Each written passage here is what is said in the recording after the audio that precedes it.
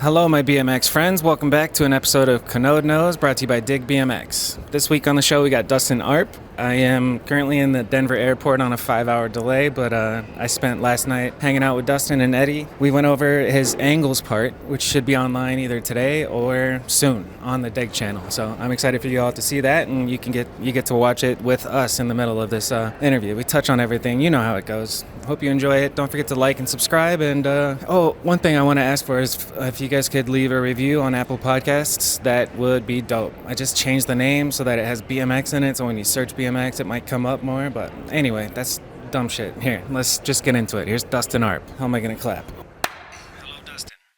Hello. Hello, Dustin Bobby. Arp. Oh, thank you for taking me to get Torchy's Tacos right now. That was fantastic. No worries, man. We are at your house in Denver with Eddie. What up? And yeah, you're saving the day you're rescuing the podcast this week. Thanks for coming on. No worries. Thanks for coming on in your house. Shit. Where do you even start, man?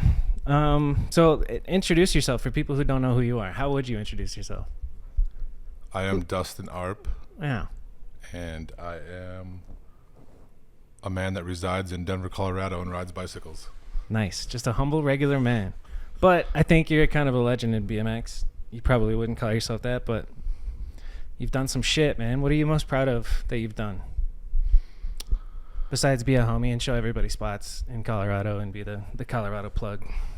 Like as far as like tricks, or what do you mean? I guess, well, you put out Duts Comp. That's pretty phenomenal. What other videos? Good day, bad day. Yeah. And then you've had yourself plenty of sections. How many parts do you think you've had? I think 3 full parts, That's pretty good. and then some just other random shit here and there. For those, well, shit. Let's go back to let's take it back, bro. How did you fucking A? So I actually never really talked to you more in depth than just like talking shit, hanging out here. But I'm curious about like your upbringing and how you found BMX, and like, were you into sports? How old were you when you found BMX? Like, a lot of people all have a similar story of like, I don't know, they were in high school, team sports, and then they're like, nah, and then they saw BMX, they thought it was cool, blah blah blah. But what's your shtick? How'd you get into this shit? So I mean, just like any kid, I was always just like, kind of ramping the bike around, like on my mountain bike and whatnot. And then like, I kind of started riding BMX in like 5th grade, because it was like my birthday's in March, and I like had a bunch of money saved up from Christmas.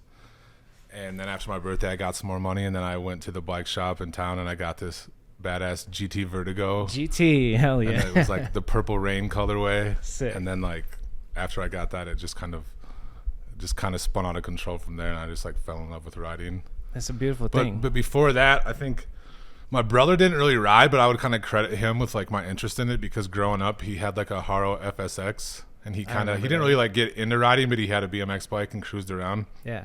And like growing up, he always had a subscription to BMX Plus. Yeah. So he's the one that like kind of exposed me to riding. Yeah. And then wild there's to this think other that dude his named magazines. Matt Verhill. He like lived the block down from us, and he had like a 10-foot quarter in his front yard. Damn. 10 feet? Yeah. It was crazy. Yeah. So I like remember that as a kid too. So I was always like kind of interested in BMX, but. Was that your first thing riding? Was like, what were you into at first? Like, how did you get, so you get BMX Plus magazines, but maybe on the video side, or what did you ride at first when you were getting into it? What was the first After I first got my bike, I kind of like actually started off flatlanding a little bit. Sick. And would just do like flat ground stuff. But then I kind of just like put pegs on and started grinding, and then I just kind of got into like street riding, because like I'm from South Dakota, for those who don't know, and there was like really no skate parks there at all. So like all I could really do was like just build dirt jumps and then like just ride street. And there was one skate park, but it was like they didn't really let bikes in all the time, so it was like Wednesday from like 4 to 6 you could like go ride. So like I was never really into it, and it was a pretty shitty skate park. Yeah, not worth it. Yeah. Huh. So you started in the streets, and you're still in the streets, you know? First tricks you learned. I think everybody's is like 180. Yeah, probably just like 180. And then I've always just loved grinding. And I remember there was like this church by my friend Chris's house, and it was like an incline, like a wheelchair ramp. Yeah. And we just waxed that, and we would just like haul ass and just like pull the front tire up and like feeble up that thing. Yes. So like That was probably one of the first tricks. It's crazy how like we look at it now and we're like, that's, you know, not that impressive, but back then, dude, that was the shit. Just a tiny little feeble grind like that. I remember learning on a foot tall bench how to grind and it just being fucking juiced up, dude. It's so awesome. It's a crazy feeling. I honestly forgot. I might have known, but I didn't know you were from South Dakota. When did you move? I just think of you as Denver guy. When did you move here? So I moved to Colorado in 2005. So I like grew up in South Dakota, and then I went to a technical school and got my degree I have now, which is like electronics technology and then biomed.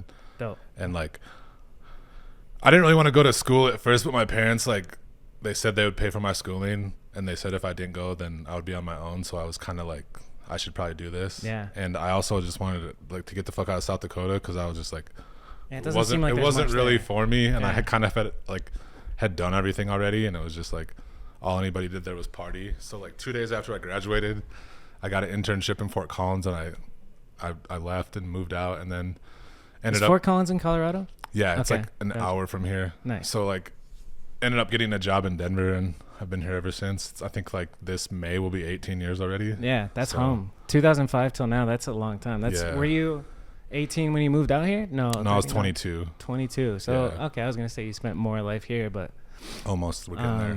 What I mean, you talk about South Dakota sucking, and if you're 22 at that point, you see some of your friends. Like, did anybody make it out of South Dakota, or are they all?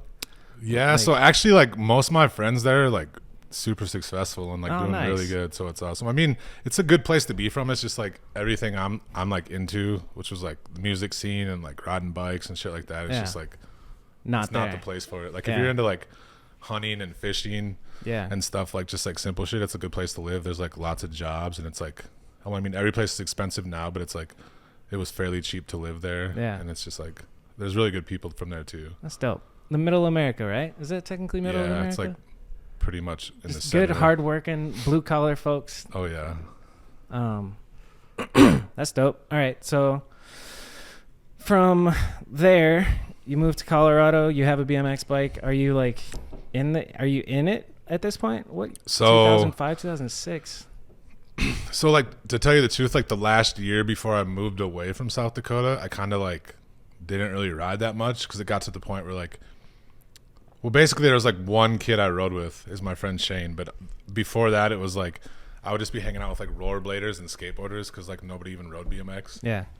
And then it got to the point where I'd be like, you know, wake up, I'd be like, oh, I'm feeling good today. I'd be like, warm up, like hit all the homies to go out and ride, and like nobody wants to go. Yeah. So like to me, like what makes riding sick is like doing it with your friends. So like it was basically solely me. So like that kind of like just kind of, I mean, I still rode a little bit, but I just like kind of like wasn't all about it. Yeah. And I actually got like really into like golf at the moment. Hell yeah. But then like once I moved out to Colorado, like my homie Shane, I was telling you about, the only kid that rode from South Dakota, he actually moved to Salida. Okay. So like a year after I lived in Colorado, I got him to move to Denver with me. And then like once he moved down, and like once I lived in Denver, it was just like everything was exciting, and there was like so much shit to ride here. So I just like really like fell heavy in love with it again, and that's dope. It was just like what bike from there again. What bike were you on in the beginnings in like 2007 here in Denver? Just curious. God, what? I think I had a Fit Series 2 or something. Nice. Like a complete? No. It was just like a.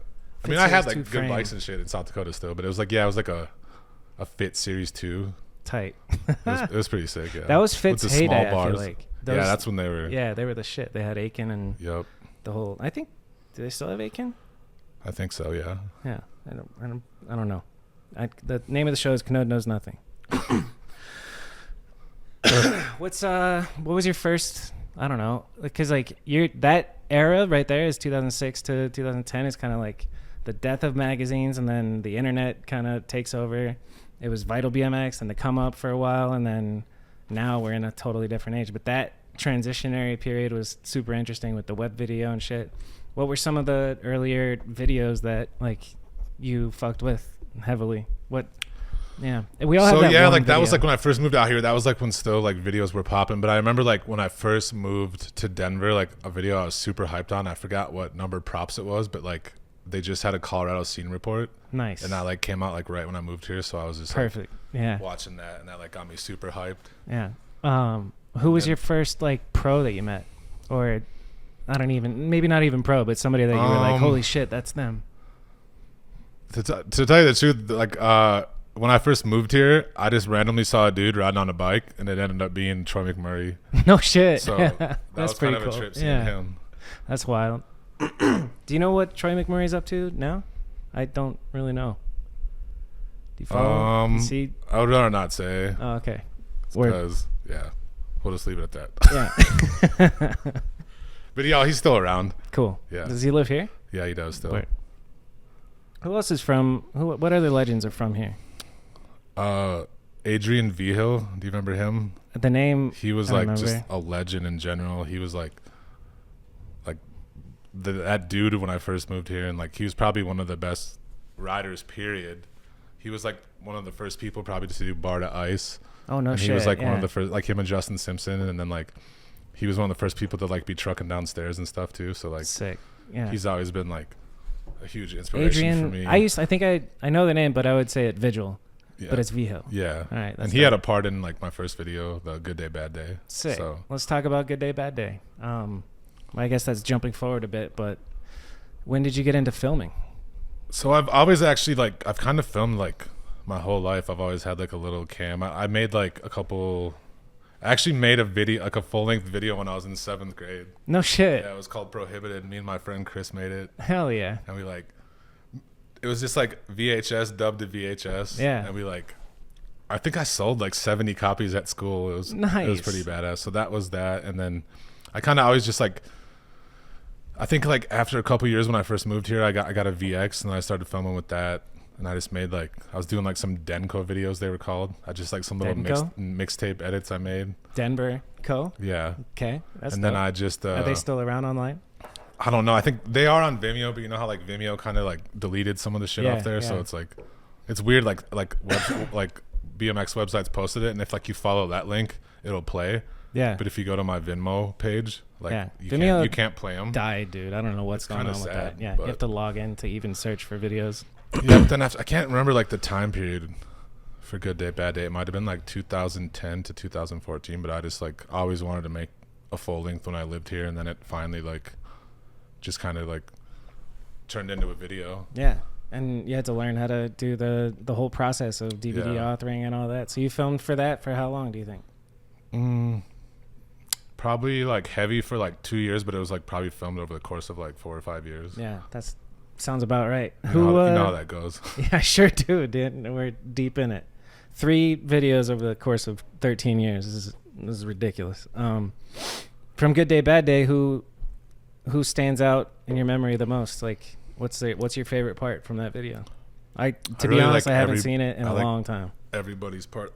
Adrian Vigil had a bunch of really good shit, and then my friend Josh Dunn, he's like Free Coaster Mang, and he had a bunch of sick shit, and I used like a really sick Billy Joel song for him, and it just like it went really good. And then Tremaine Stewart, he had the Ender. And he's just like such a talented bike rider. I gotta revisit that. And he never really like he's like kind of skate park man, but we like brought him out in the streets, and he just ended up filming like such a sick ass part, dude. So that's something about you that I noticed that you still have. Like, you're 39 and you still have that like, no, you could fucking do this, dude. Like, you're the peer pressure of the BMX out there, and I used to be that a little bit, but I don't have it anymore, and you still got it, which is fine. Well, I know the homie's potential, so yeah, exactly. I try to like, and I never like push anybody to do something I know they can't do, or like they're not feeling it, but like I try to keep the hype going, you know. Yeah, you sure do, and that's everybody. We need that. Like, that's like a key trait to have somebody in the crew be you, basically. Dude, you're the type of dude that like, even when I picture you younger and you still seem like an old man to me. Not like old man, but like a man, you know, like telling people what to do and shit. I don't know. I just picture you being 13 years old and you still have this full beard and you're encouraging your homies to, come on, bro, you got this, you know? Shit. Good Day, Bad Day. Did you do a premiere? That's my favorite thing in BMX is premieres. So like my homie Billy, he worked at this like, it's like called the Colorado Bicycle Cafe.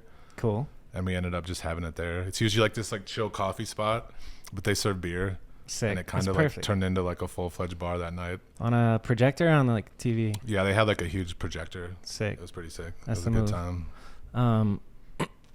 And then after Good Day, Bad Day, this is when? When did Good Day, Bad Day come out? 2000. I think it was 2014 or 15. Okay. Dude, and then 2010 is the era where like free coasters were just coming into the scene. I remember it was not common. Now everybody rides a free coaster, but that was like the tipping point era. Yeah, when the KHE came out. And yeah, shit would the break. geisha and break all the time. Oh, But yeah. and then Federal came out with some. Yeah, it just sparked in my mind when you mentioned the homie. What's his name? Josh Dunn. Josh Dunn. Yeah. I gotta look up. I gotta watch Good Day, Bad Day after this. Yeah, he was so good with the free coaster. I mean, he still is, but Yeah. at that time. Is he still riding? Oh, yeah. Sick. Yeah, I don't know. Who's your day-to-day squad here? I mean, it's winter in Denver right now, so riding I mean, probably man, no-go. the scene here is so strong. I know. But the main people, I would say, the main person now is like my homie Tyler Trumbolt.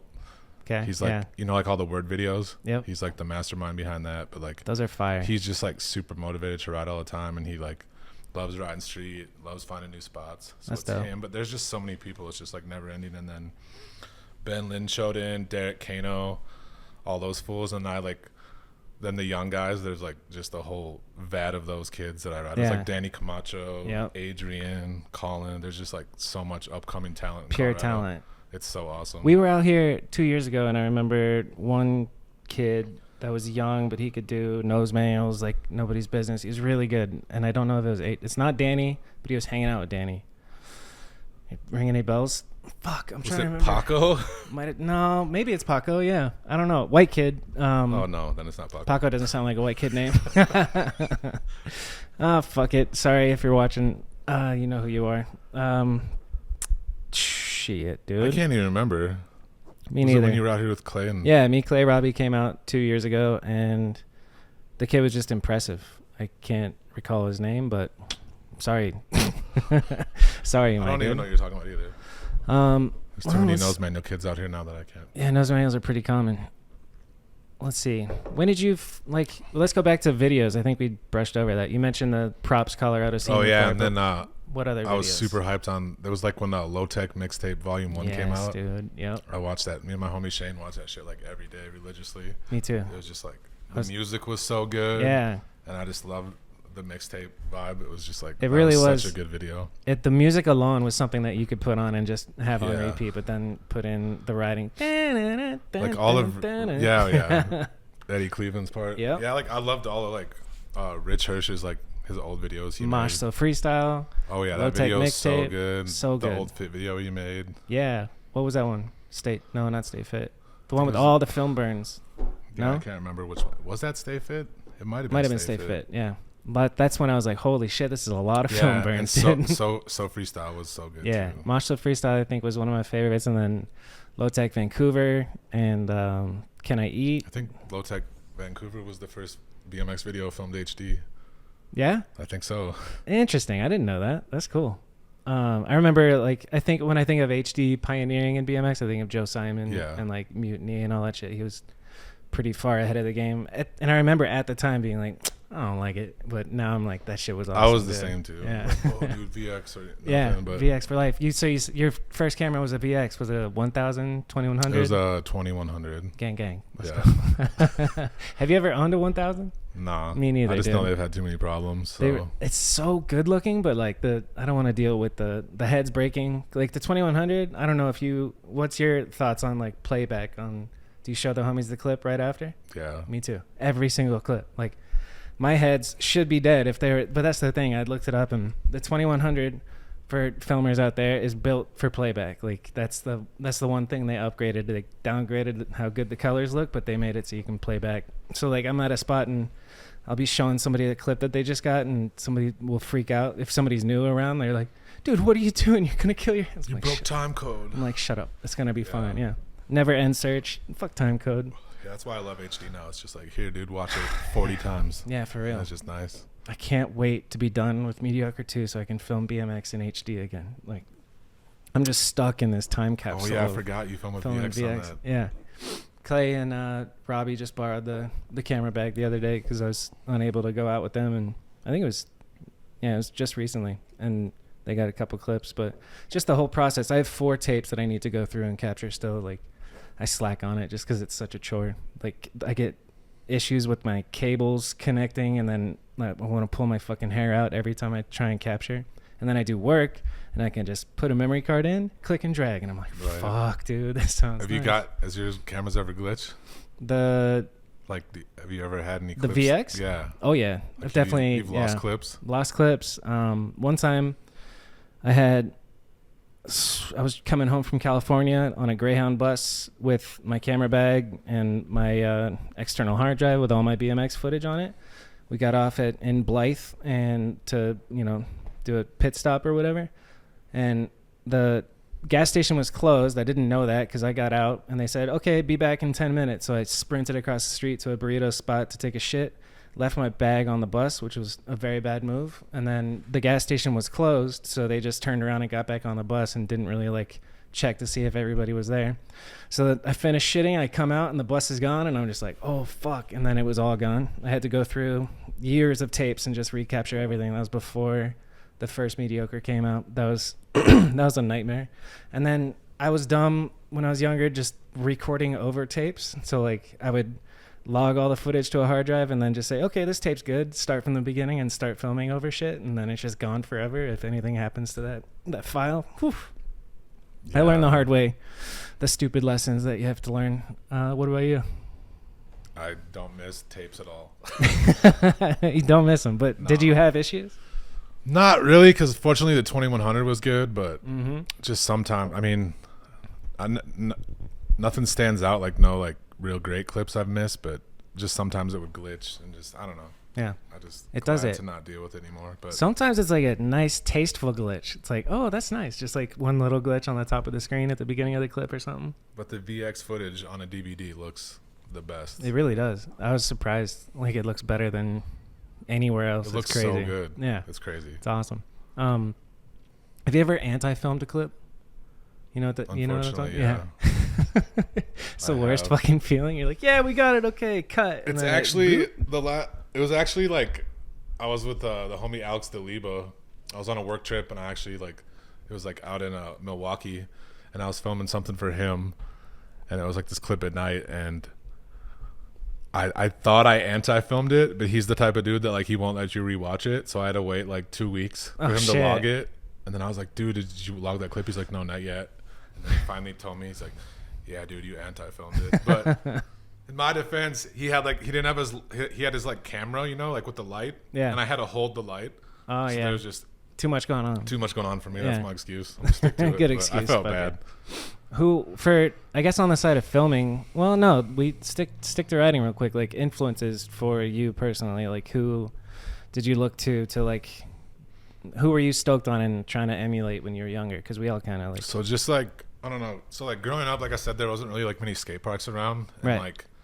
Kind of when I was younger, it was more focused towards ramp riding and dirt like that. So anytime there'd be street exposure in magazines and shit, I was so hyped to that. So I was really drawn to Taj, and I was a huge fan of Gons and Rat Boy and the Hells Bells video, and huge inspiration by Butcher and Lucky. Yep. That was my shit. I remember this old interview. It was called what was it called? The Janitor and something else, but it was Lucky and Butcher interview, and I was just blown away by it because he was doing nollie shit, and I was what the hell is that? Yeah, and I would just go out ahead of his time. I was so hyped. Fucking A, he was so ahead of his time. But yeah, people like that.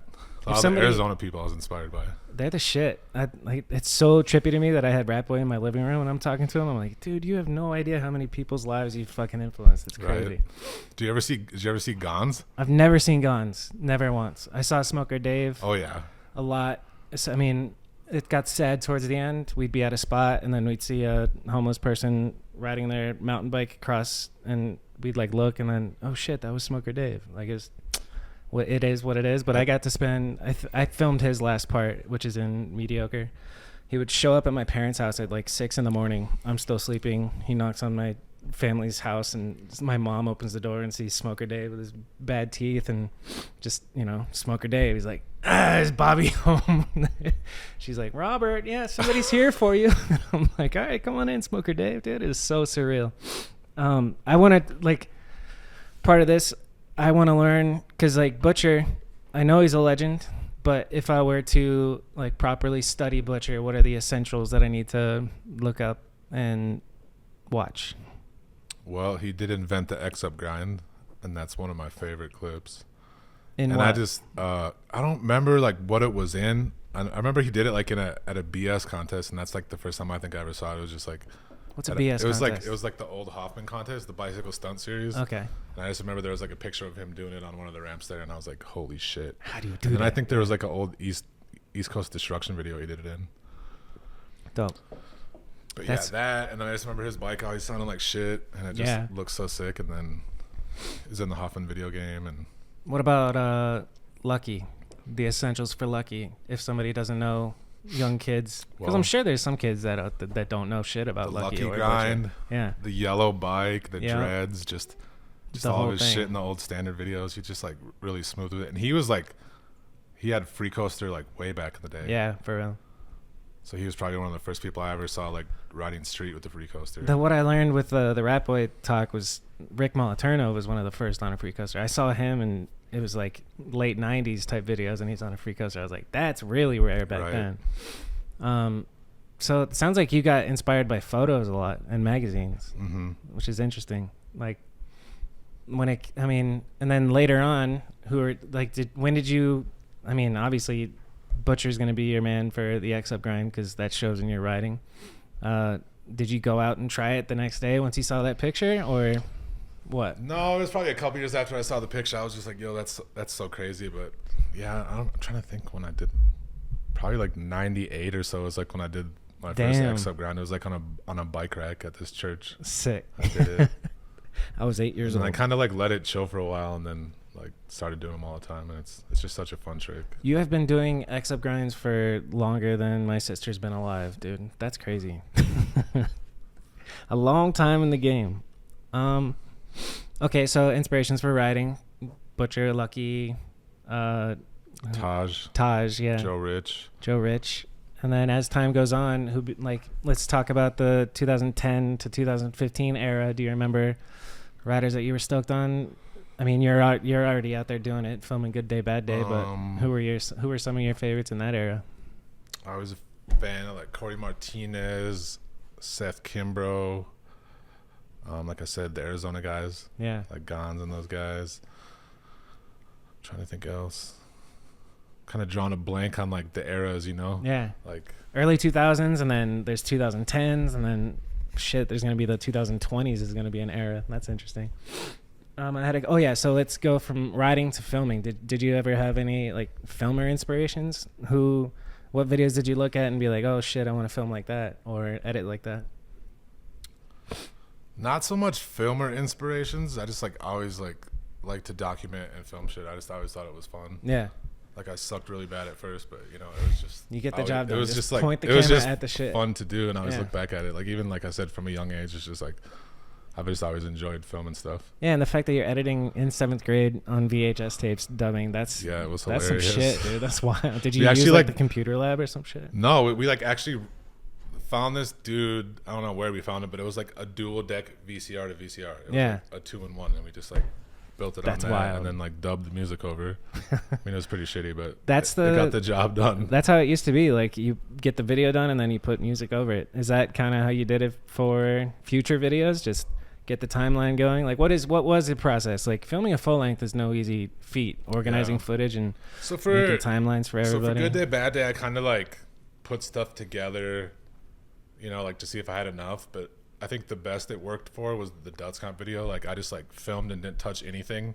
And then like at the very end, I just sat down with all this footage, and it was just like, it went so much smoother. And it was so fun, because I was just like, oh shit, I got all this stuff. Yeah. Put it together. And then I think like everybody had enough, but like one homie like needed like a couple more clips, and we got that shit done in like one weekend. So and then boom, but I think I think it's better to just like not touch anything. I agree. You can kind of like watch the shit, and like kind of know how much you have, but progress. I just sat down like with all the footage and just started from scratch, and it worked out really good. And it was so fun. I just like would probably like 2 to 3 days apart. That's amazing. It's such a good feeling when you like look in and you're like, oh shit, yeah, I remember that clip because it was 4 years ago, but it's here and it's going in this video and nobody else has seen it. Are you like a hide yourself away in a room and edit it, or do you work with the homies that are in it and show them as you're going? I kind of just like hide myself away, and then when the part gets to like kind of like an end point, I'll always like show the person their part and just make sure they like it, you know, because at the end of the day I want them to be hyped. But have you ever made a part and then had somebody be like, no, that shit's whack? No, unfortunately. Everybody's been hyped on it. You're hitting 100, batting 1,000. That's dope. Music wise, like you mentioned South Dakota, you're into music, but there's none there. Tell me about your music interest. Like what does that even mean? You like listening to music? You go, are you searching through bins at the record store? Like, what are you into? No, not even that. I just like, when I first moved out here, I was like, just like really into like live music, just going to shows all the time. Like, I would probably go to Red Rocks like 2-3 times a month. What type of music? Like, what was kind the of first all show kinds. Like when I first moved out here, I was like kind of into like jam music a little bit, because that's like what all my homies that like jam music. Yeah, just like like jamming. Just like hippie shit, you know? Oh, okay, got you. But like, because all my friends were into that shit, and it was just like a fun scene. Yeah. But I went to a lot of hip hop shows. It was just like, so when I lived in Sioux Falls, like I was into like underground music, like, you know, like Sunny Day Real Estate and like the Get Up Kids and shit like that, like and like At the Drive-In. Like I was like, they had South Dakota had like a badass music scene for that shit, but then it kind of died off. But then like when I moved to Denver, it was just like there's so many venues here, and it was like there would literally be like 2 to 3 shows a week that I would be hyped on seeing. That's fine. I would just go to them. This is the city. So it was what was it? What did you just say? Sunny Day Real Estate. Real Estate. Yeah. And then what? The next one you said. The Get Up Kids, and then like I remember seeing like At the Drive-In. At the Drive-In. At a venue of probably like 110 people. Sick. It was. Are they big now? I've never heard of them. They kind of like I don't even know if they're together anymore. They might be Mars Volta now, but. Oh, that type of vibe. Yeah, sick. It was like. It was such a. So it sounds like you like everything from hip hop to fish. Nah, do you like not fish, bro. Fuck fish. It was just more about the scene, but like I don't know. It was just sick going to Red Rocks, and it was just like and making friends too. A whole new world here. Yeah. Just any live music, you know. If you see it live, it's there's something different about it. Yeah. Like the feeling, I don't know, some real hippie shit is like you can feel the frequencies of the music when you're like at a big place and surrounded by people. There's something to it, man. Right. Being around a bunch of people who are all bobbing to the same beat. It's like, have you been to Red Rocks ever? Like religious. Never been to Red Rocks. It's a special place for sure. I've heard of it mostly through like stand-up comedy, people talking about it. Like Bert Kreischer just did it not too long ago. Bill Burr filmed his special there, his latest one. Do you fuck with stand-up? No. Well, watch Bill Burr's latest thing. It was filmed at Red Rock. Yeah, shit, dude. How long? I want to stay like kind of in order. We finished Good Day, Bad Day. You mentioned Dutz Comp, but we hadn't gotten to that. When did Dutz Comp start, and when did it come out? I remember it feels like it was not that long ago, but it's been a while, huh? I think it was. God, when was it? 2019, maybe 2019. 2019, 2018. When did Dutz Comp come out? I can't remember. I think so. It pulls up Dance Comp. Yeah, 2018. That's what I was gonna guess. Yeah, that was the same thing. It kind of like, the full lengths never like start out as like, oh, I want to film a full length. It's just like, you know, I always film, and then like all of a sudden the homies like start popping off, and then we gain momentum, and then like pretty soon everybody's like acquiring a bunch of footage, and you're like, all right, well this is it. But like that was like such a sick time in Colorado, because it was just like everybody would just like got along super good, and there'd be like 20 people on every session, and just like everybody was just like not as busy as they are now, and like everybody was just like always meeting up and linking up. That's and dope. It was just like a super fun time. So from that experience, I'm looking at it, it's like, it's crazy to think it's only 22 minutes long, but it's like feels like a long ass video. And I see Paco, he's got the banger section, right? Oh yeah. And this one, I remember. That was the first video party ever filmed. What was no shit, that's pretty good. Yeah, it's not insane. too bad. Paco, what's he up to now? Is he still riding? No. R.I.P. No, wait, for real? R.I.P. Did he die? No, he just don't ride anymore. So he moved to Pueblo, Colorado, which is like a little hood rat town, like 45 minutes from here, and he just like kind of like, he didn't have us around him and shit, so like nobody was there to ride with. That sucks. Then you get lonely, and you don't, like motivation gone. Got motivated by a bunch of dumb shit and stopped riding. That sucks. I think he lives in San Antonio. Well, he's still young. I feel like that's the thing. He can still make a comeback. He's like what, 24? So it's like he could still not ride for 5 years and come back and kill it for Yeah, another 10, for 20, real. you know? I think we've all been through. I don't know. Some people are really consistent and just ride nonstop for like 15 years, but not me. I've gone years of just chilling and not riding, and then I come back into it. But I can kind of see though. I mean, if you don't have homies to go riding ride is with, like the sickest to me is just like doing it with your friends, you know. Yeah. And like a lot of what keeps me riding is like being motivated by my friends. So Yep, like big time. he didn't really have anybody around him there, so it's like obviously he's probably gonna like steer away from it. But Yeah, it's just so strange that he's like that sick, and it's just like that he just stepped away from it. yeah. It's like, dude, he was one of the He was sickest incredible, riders. and then just like boom. It's all I don't know. It might be better for him because then explore other That's kind of worlds like and then come I've back. seen that a lot though with like people that are like super good. It's Yeah. like sometimes they're just like it might come too easy for them, and they just like kind of fall out of love with I'm it. bored. Yeah, I know yeah. actually a lot of people like that. Give me an example. Adam McCarty, Oh yeah, he was fire. he was like the best rider ever. Yeah. He just like was over it. Just got over it. Yeah. You can't be mad at that. Yeah. And if no, you not get at all, over man. it, you He's get over killing it. He's, Yeah. he's killing it, dude. What's he up to? He's a welder. Sick. He's getting married. Nice. Good for you. And I think he plays disc golf a lot, but That's the a thing with common him though thing, is like dude. he could like still pick up a bike and kill it. Yeah. So I remember filming him on a Sabrosa in Albuquerque trip and just being blown away. Yeah, just he was- this young kid he was so good. with great style. Oh yeah, Um, great dude too. Shoot. Speaking of, Sabrosa and Albuquerque, that's one of my favorite trips. What's you've been all over the country. What's your favorite place that you've been to ride? My favorite place I have been to ride.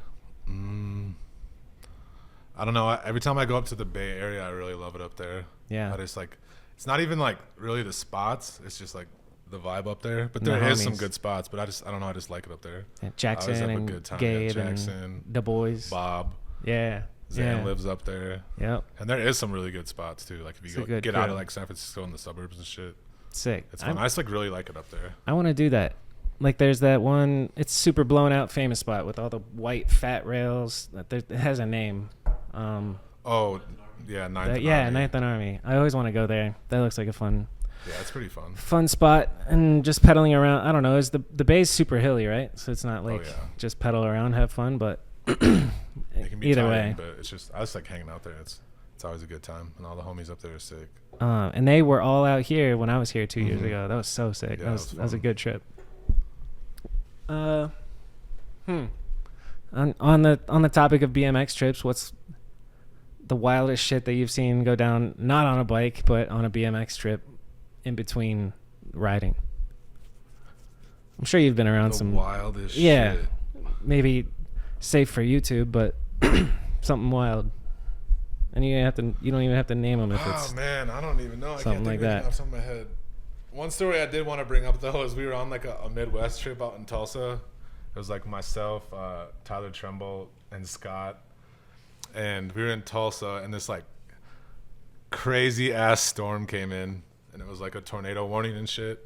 And Scott was like losing his mind. He thought it was like World War II was hitting, dude. He was like running around filming it. It was pretty bad, but like growing up in South Dakota, I've seen a bunch of storms, but like I've never been close to a tornado. it was pretty wild. But like you'd have thought the world was ending if you looked at him. Scott's And that pretty shit it was he can awesome, be neurotic, man. huh? I can just picture this look on his face, dude, just running around with his camera, like, what do we do? What do we do? I was like, I think we just like sit in the hotel room, and I think we probably will be good. So, fortunately, it worked We're all gonna out. fucking die, man. Oh shit. But other than that, I don't know. I can't. Let me think on that one for a little bit. I can't. Nothing really stands out like super Ponder wild. I on it. know there is some shit, but Did you ever I already know the answer to this, but did you ever like actively try to get sponsored? nah. You've always been doing it. I've Team never, Pup like- and Suds. Like just do That's it like for the never sake of like doing it.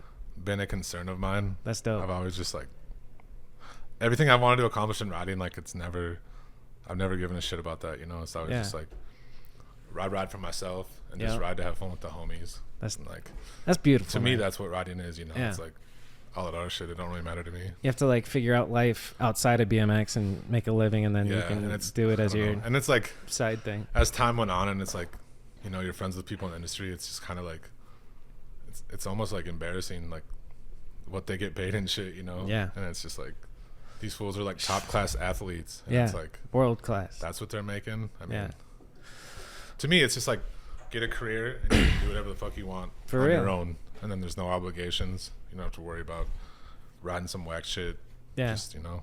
And then when it becomes your job, everything just gets old. Like even with filming, you know, the passion for it that I used to have for filming is kind of like not there anymore, but I'm making a living from it. So and doing bike riding as a living is definitely a challenge. I see a lot of people that do it right and make a good living off of it, but like, I don't know, dude, you can get burnt out. It's few and far pretty, between, though. Yeah. I tell people like there's no pot of gold at the end of the rainbow of the BMX journey. Like you'll get validation, I guess, and some free bikes and go on trips, but it's not like, it's not what I remember being young and naive and thinking like, oh, so this is what I'm going to do for a living, you know, and just having no like sense of like, that's why like when what you it see takes. people like the homie Denim, it's like, you know, he's like one of the best bike riders ever, and he's a pro rider, but it's like he also has like a career on the side, and he works all the time, and like he does it all. He's the perfect example. To me, it's like that's the shit. Yeah, it is. You can see that like he rides because he loves that shit, not because like and he's just a fucking psycho, dude. He is a psycho, so good. But he's just like so talented and just like I keep seeing well-rounded. Yeah, he's amazing and he has the right attitude of just like exactly. When I ride, I'm gonna make it count, and then the rest of the time I'm working. And he's just a hard-working dude. I don't know if that's just like you're born with that, or somebody teaches you, like a good dad teaches you that, or I think it's a lot of it, and I think it's just the perfect storm with him because he's he's so talented at riding, and he's like it's just like a stunt man, you know? Yeah, at the clip of him chugging a beer, hitting the fucking gas on his motorcycle and cruising across like a bunch of tunnels, getting bucked, and then just like landing and walking it off. Just like I keep seeing that recirculated on all it's the so funny. pages. I've like had random people at work show me that video. Yeah. I'm like, oh, that's the homie right that's there. my buddy you know? Denim. Yeah. I just sent it to my girlfriend. Sent that clip to me, and I was like, oh hey, I know that guy. I'm like, hey Denim. It's funny how like BMX sometimes can like penetrate the zeitgeist outside of BMX. I remember Josh Betley did one where he like did the 2-foot thing, like you ride in between two rails and then you put your feet and let them drag on it, and then he was just doing the humping thing, and that became a meme and went all over Reddit and all this shit, like millions of views on that shit. Whatever, dude. What else penetrated the general public's eyes with BMX? Can you think of anything? Tate Roskelley shit. Yeah, that's true. Tate. Yeah, the creative stuff. The Danny McAskill almost. Oh yeah, then the Ronnie Napolitan, that front flip to land on the fence. Oh yeah, that one.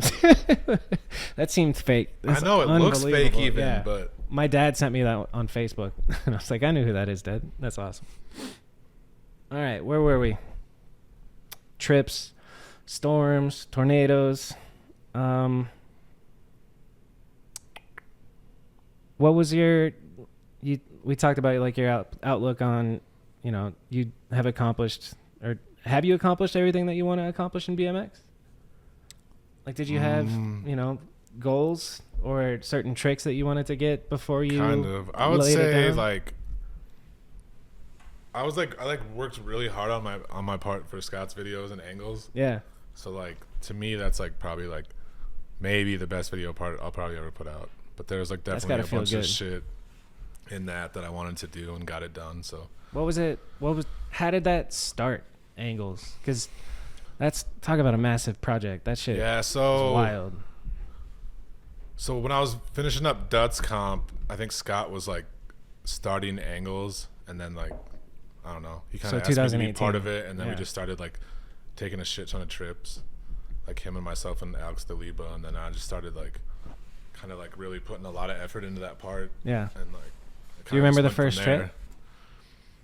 First trip, I don't remember. Probably just like going out to Cali with him. It's probably like the first trips I can think of. But we took a shit ton of trips. Like I went out because he was like in the Prius during that, like he was just nonstop all summer, and he would be like on one giant road trip, and then I would just like fly into where he was at and then like link up with him. That's dope. Go on it for like 10 days and then fly back. So like we went out to East Coast a few times. Well, no, let's stick on that. So like Prius drives, I don't know, pick a random destination, New Jersey or some shit. Where did you actually go when you flew in and met up? I think I met him in Philly, I think. That's a good one. We'll start there, and then like, where do you guys crash? Do you crash at a homie's house? You get a little motel? We stayed at Burke Street. Steve let us crash it. Oh, at the bike shop. So, yeah, and then no shit. And then just sleeping bags in the stayed back? with random people. You know Scott, he knows everybody. Yeah. And then stayed with Greg in New York. G-Molly T. And then, God, where did we go to Connecticut? Stayed with Jeff DuPaul. Sick. I don't know. Like I said, Scott knows everybody, so we always had a place to stay. Jeff DuPaul, his whole brand was TJD, right? Yeah, Team Jeff DuPaul. Yeah, I love that dude's it. so sick. I'm gonna start TBK. Right. TDA. Yeah, I guess that was my question. Is like, what do those trips look like? Because it for somebody who's never really been on a BMX trip, like, are we staying at a nice hotel? Are we sharing beds? Are we sleeping on the ground? Like, I remember it being we're staying at probably the cheapest hotel we can get. Some good, some not that bad. But how much money do you think you would need to have to go on a BMX trip for a couple of days in a different... Couple of days? Yeah. I guess it all depends, man. Like, staying with the homies really, like, makes a trip way cheaper. Yeah. But if you're, like, staying in hotels every night, it can add up. It gets to be adding up. But, I mean, we had usually, like, 3-4 people. So even if you're staying in a hotel, it's only, like, 20-some bucks a night. So yeah. I don't know. If you did a week trip, probably, like, $500-600.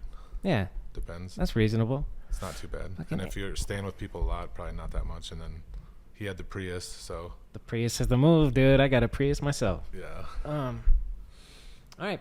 Well, we're talking about Scott. Scott is, I think, I was going to say earlier, like, people think of Scott as a photographer and the filmer, but he's low-key really good at riding. It's sick. He's Bald super Spot good at BMX. riding. What's this project that he's working on where it's filmers? So I think it's a split part with him and Zach. Yeah. The Backpack Blues. Backpack he thought Blues. of that because anybody that is a filmer or a photographer knows about the Backpack Blues. When he said that title to me, I was like, mm-hmm. Right? That is the truth. Dude. Especially like photographers are even worse, because their shit weighs probably like 4 times as much. They're carrying flashes around, dude. Shout out to all the photographers and media guys. And that's you. You carry the backpack around when you're out with the crew. Well, surprise, surprise. Let's watch your angles part, dude. You want to talk about angles?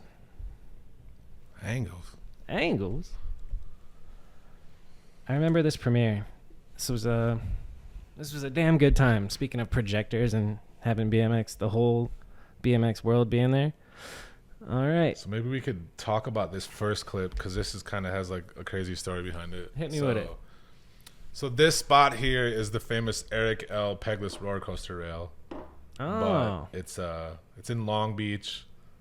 And I've always like seen it, and I wanted to crook it, and I know a lot of other people in Long Beach too have like called it out and wanted to do it. But the craziest thing about this is like, if you look at it right now, you can see like the shitty run up, but also there's always a car parked at the bottom, so you have to go there during street sweeping. So this was filmed on a Friday at 10 o'clock in the morning. Nice.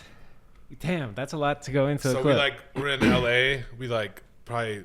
I know we got up early as hell. I think we were on the road at like 7. We drove all the way to Long Beach, got some breakfast, went and warmed up at Cherry Park, pulled up to this spot, like, I don't know, like 9:45. And of course there's a car parked on it. But like 10 o'clock, right on the dot, the street sweeper pulls up. I didn't think I thought the dude was going to get a ticket because his car was staying there. Then all of a sudden this dude runs out of the house, moves his car. Street sweeper goes by. Scott pulls his car in. Nice. And I'm just like, oh shit, I gotta try this. Yeah, it's happening. Ended up working like I think 4th try. 4 tries on this massive rail. Let's show what we're talking about here. Sheesh. But yeah, like you can see like that railing. Like look at the shitty turning. It's like not. Oof. It's really hard to jump good. Yeah, you're turning and then immediately like preloading for the bunny hop. Pow. 4th try. So what happens on the first 3 tries? So the first try, I got like a stale hop, and I actually like landed like feeble on the far left rail. Oh, and shit. then I just like jumped to flat. And then I think second try, like I panicked and put my pedal down. So I did the crook, but I put my pedal down all shitty, and it just looked horrible. And then but you landed it. But yeah, you're like, but then I think the third try, I got a stale hop and I pegged it, and it was like so fast I didn't even know what was going on. And then I think 4th try I landed it. Boom. Fuck yeah. What, like that, before we get into it, what is the mindset that you have that you still want to do wild shit like this? Like why risk the injury of this type shit? I don't know, man. I just like really motivated by spots, and like if you see that thing in real life, it's just like it's the sickest spot. It's a beautiful like, spot. Yeah. There's like palm trees, and it's like right off the ocean and shit. And all right. And I just remember like I was like I love that Eric L. You remember that clip? Yeah. The pegless. I just remember like. Unbelievable. I remember like seeing that shit when I was young, and then like being in Long Beach, and we drove by the spot, and I was just like, oh my god, it's that spot. Yeah. And I felt like something else needed to be done there. Well, you did it. Fuck yeah. All right, let's go, Dustin. Suck it.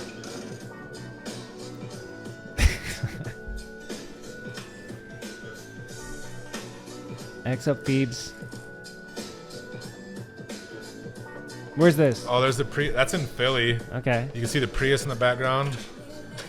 Hold on, I gotta see the Prius in the background. You see it. Oh, is it the gray one? Oh yeah. Am I tripping? That's not it. That is it right there, man. Look at that. Oh, thing. that is a Prius. He's got the pimp one. Yeah. Remember? That's a good line. That's New Mexico. Beautiful spot.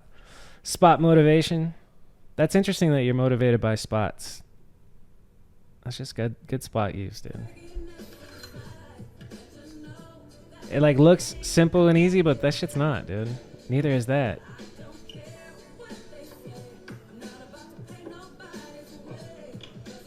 That's incredibly impressive, dude. Especially down a rail. This one I was tripping on at the premiere. Yeah. We'll watch that one again. To curve and an X-up grind is something else. Yeah, that one took hours, dude. How many hours? Probably like 2. What would happen? Just go off straight? Dude, I would just like lean to the left a lot because I don't know. Yeah. Because like curved rails are like very hard on the inside, and especially with the X-up, you know. I was just messing around with the baby one at the skate park and trying to do the outside, and I was like, "That's really weird." I feel like the outside lean. Way easier. You just gotta lean. That's like, it. And there's like a lot of more friction when you're on the inside one. Yeah, with your tire rubbing and shit. So sick. Beautiful. So explain to me 60-40 versus 40-60. What the hell is this one? That one's 40-60. So like. And how does it work? So it's basically kind of like the Smith version. It's just like. I kind of treat them like a Smith. 60-40 is, does it go in order of like your front wheel? People call it different shit, but I call it 60-40s is like the front peg on the top of the rail. So that's kind of, it kind of feels like a feeble. Where do the numbers come from? Oh, I guess it's because 50-50 would be both equal, and then 60-40. Yeah. Okay, it's clicking, dude. But that's like some of my favorite tricks to do. They're so fun. Especially because you have the eye for spots, and like somebody else might not think of doing this. Here, I don't know. It's fucking impressive. How hard is it to pop back over out of something like that? It's kind of hard. The 60-40s are pretty easy, but the 40-60 you gotta like pull up and clear that back tire. Yeah. It's the little things, you know? Combos. That looked like you had to work for that one. Did you? Yeah, it took a little while. Yeah. Oh! Fuck yeah, Barsmith. God, dude. You have like the mid-school bar spins out of grinds. Wait, it's all happening so fast. The first person I saw do an X-up to bar spin was Edwin. Same with you? Yeah. He was the first to do it? Mm-hmm. So good. Or him or Vic OLI. Yeah. That's money, man. That's no joke either, that gap to Smith. Shoot. Spot use on 100 billion, dude.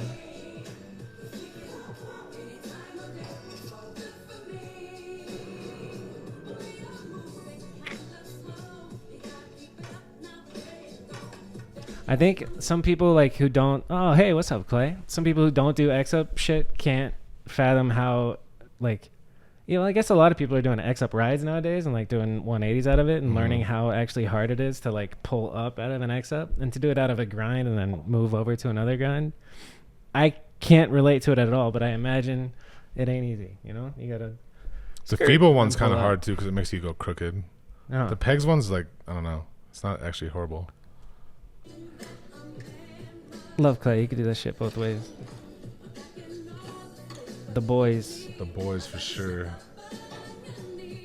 That looks like Arizona. It is. Never seen that spot though. Fuck yeah, Bob. I'm stoked you put their clips in your part.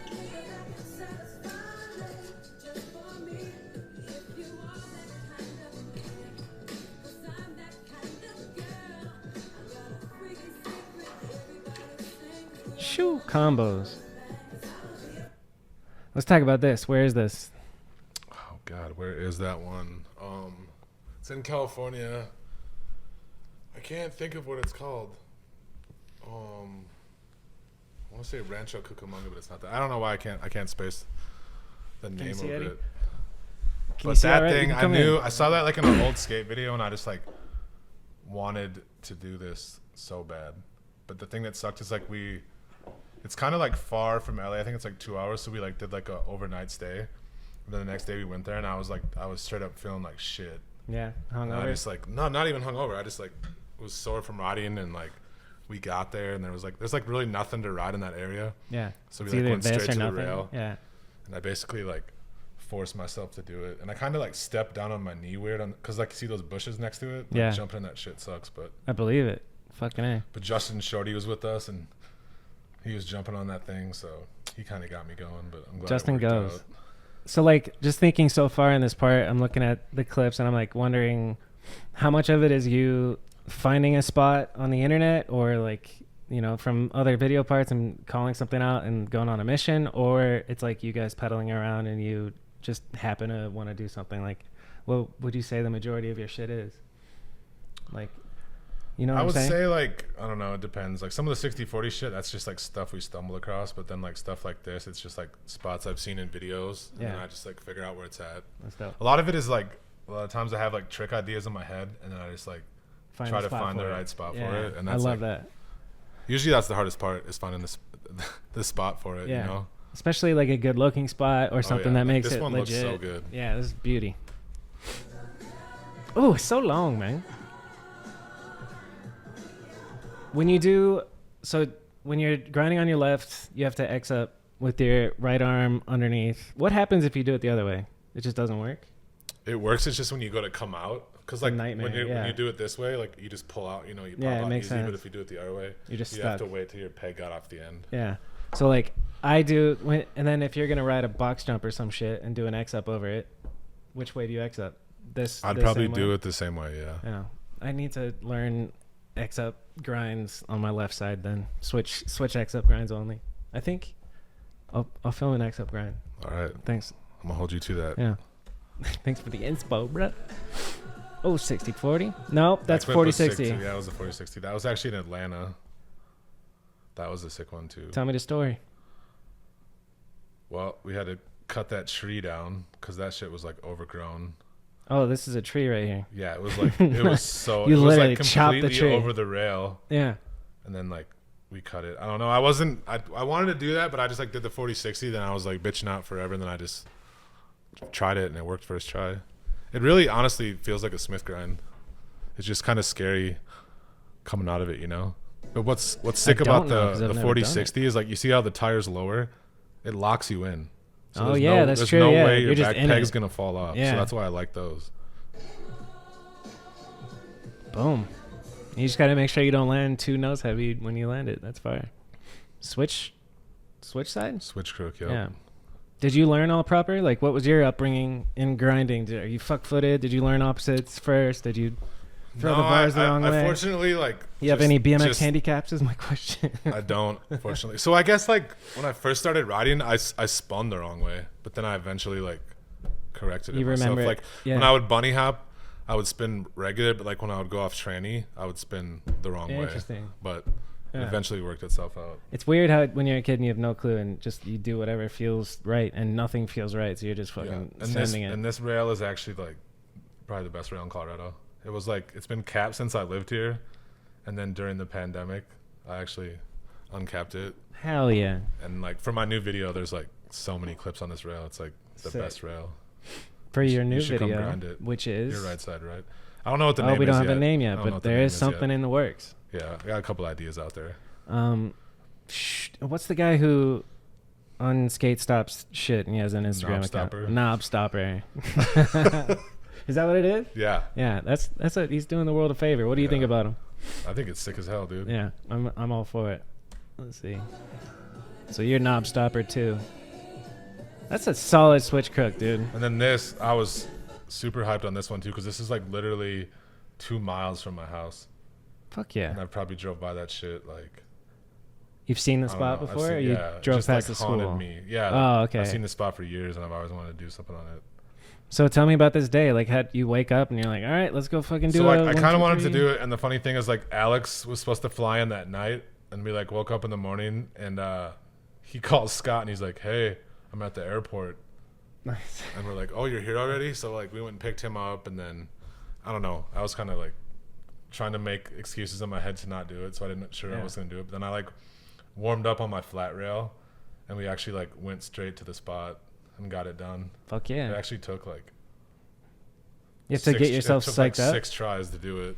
No shit. Like eating shit or safe bails or dying. So like so on some 60/40 shit, you got to put a shorter peg on, because when you lean, it will hit the uprights. Oh. And I didn't put a shorter peg on, so I like did it once, and I was leaning to the left, and my back peg clipped it, and I ate shit. That sucks because you're actually doing it right, but it's like. Yeah, but you gotta look at that shit. It's crazy. Damn. But ended up getting that one, so that one was I was really happy with that one. That's dope. That's so good. And these are both these clips too, back to back. I had like ideas for both these tricks that I wanted to do, but I had to find the right spot. Yeah, well, you found it. This is one hell of a setup.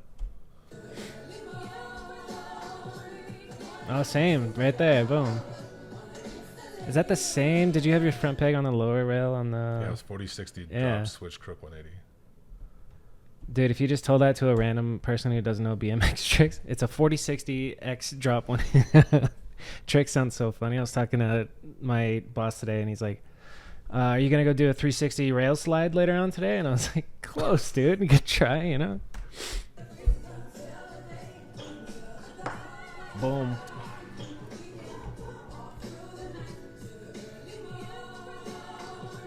Scott did so good with filming it, dude. Just solid. That's a dope looking rail. Oh! That's probably my favorite clip I've ever filmed in my whole life. Unreal. So that one's kind of got a dream trick, yeah? Before it too. So yeah, talk to me. So we were kind of getting close to the end of filming for the video, and I knew, so I had done one of these at a skate park before, but I knew I wanted to do it on a street setup, but it required the perfect kinked rail. Yeah, with a little bit of... First, we went all over looking for the right kinked rail, and like they just didn't work. Like we went to this Tulsa one, because I needed one where like I wasn't like super nervous about, jumping on the X. Mm-hmm. So like that one was perfect. But we went to like Tulsa, and then I also needed a rail where like, like how like sometimes when you ride a kinker, like the down section goes to flat. If you're trying something other than a peg, you kind of jump higher. So I didn't want my front peg to land on the flat. You know what I'm saying? Yeah.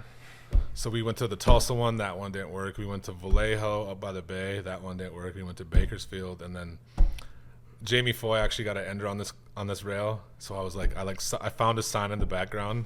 Nice. And I was like, oh, this is in where is it at? Tallahassee.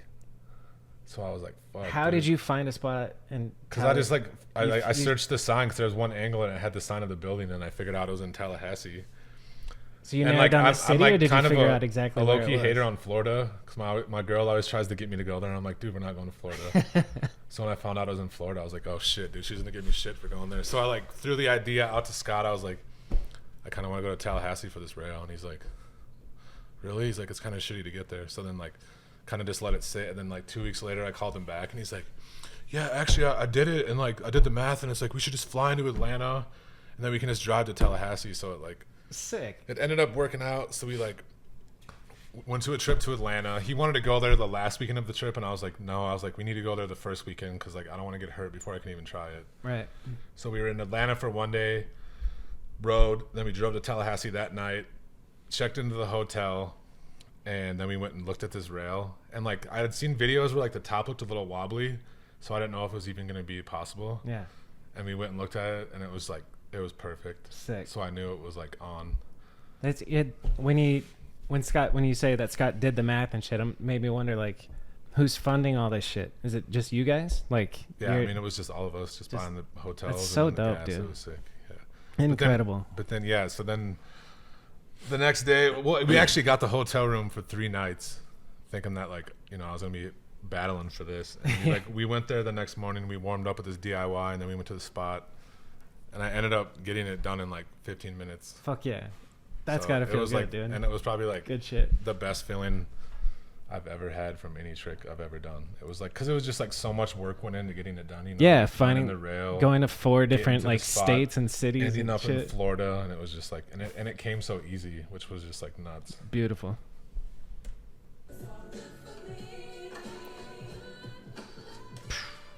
Yeah, it was crazy. I kind of blacked out. And I went crazy. And then, let's just look at this real clip. That was one of the funniest shits I've ever seen. All right. Jesus Christ, Alex. You need to have Alex on. I would love to talk to Alex, man. I remember I met him at Woodward East a long time ago, and he was just young ripper and just fun, dude. He's just the sickest good kid to be around. there is. Yeah, facts. Well, that is Dustin Arp in Angles, which is probably out either now or later today or tomorrow. We're coordinated media attack for Dustin. All right, so now that we've watched your Angles part, good job. But let's move on to fan questions from the Instagrams. Oh Lord. Oh Lord, have mercy. Here we go. Oh, by the way, is there anything that you've thought about that you want to say before we go into these questions? Let's just hit him with it. Let's just hit him with it. All right. First, we'll start with first come, first serve. Hello, Johnny Ice. Did I actually ask you this? Favorite city you've been to ride? Yeah, the Bay. Where do you want to go now? What's your dream trip now, currently? I think we're all talking about possibly going to Copenhagen next year, possibly. Sick. That would be dope. I don't know. I just want to hit some stuff I haven't really hit yet, because I've kind of been to like I've been all everywhere, the major cities. man. Not everywhere, but just like I just wanted like a different. Get out of the country. Like, yeah. I know we're gonna do an Oklahoma City trip soon. That's dope. There's some dope shit there. Have you? What about like outside of the States? Where have you been? Just Barcelona. Barcelona. I got to go there too. Unbelievably. Yeah, sick. It's so unreal, dude. It's a totally different way of living too. Like there's not many people driving. You walk down into the fresh fruit and vegetables and shit. It's like real food in the city, and I don't know, dude. It's just not America. It was dope. Skip that Johnny question. Sammy T245 says, "What's your favorite Drekkers?" Oh, speak of the devil. That's so funny because We're actually drinking Drekkers. have it right here. Is that one of your tail favorite? milkshake beer, yeah. That's the weirdest shit I've ever tasted. It's delicious. That's the homie Sam, dude. He knows all about the Drekkers, dude. Hell yeah, Get Sam. out there, get some Drekkers. Best sour beer you'll ever have. Is Drekker? What is special about Drekkers to you? From here? No, it's from North Dakota, but they like figured out how to make beer actually taste good. They're like sours, and they use like real fruit. I fucking just, love like, sours. crazy stuff. Like this one has like chocolate ice cream in it. I have never heard of the term fruit pizza, but never had a fruit pizza. This is a fruit pizza sour. No, what is a fruit pizza? So it's just like got like a sweet crust, and then it usually has like some like kind of vanilla sauce on it, and then there'll be like strawberries and like blueberries on it. Damn. It's like a dessert pizza. And now I'm hungry. But it tastes just like that beer does. Keg Meg, which peg is his favorite? So that's my girl. I always make a joke because I always rap to her. She knows my favorite peg is my back left one. So I always tell her that I love Meg like my back left peg, you know. Oh, that's a boy. Because that one's always in work. Well, all right. Shout out Megan. TSBZ423 says, "What's your favorite X grind you've ever done?" The X to Crook that we just that talked banger, about. Yeah. In Tallahassee, Florida.